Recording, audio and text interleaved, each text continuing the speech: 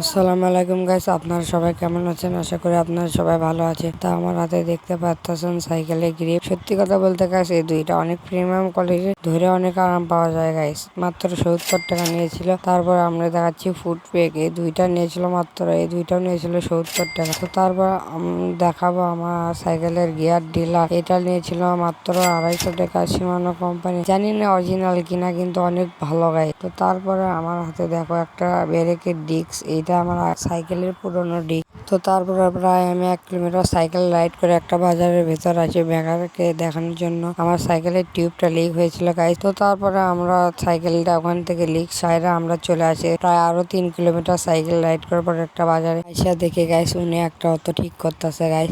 সত্যি কথা বলতে গাইস, আমরা সকালে 11টার দিন গেছিলাম গাইস, আমরা 5টা 30-এ বাড়িতে ব্যাক করি। তো বাড়িতে আসার পর আমার সাইকেলটা দেখতে কিছুটা এরকম হয়েছিল গাইস।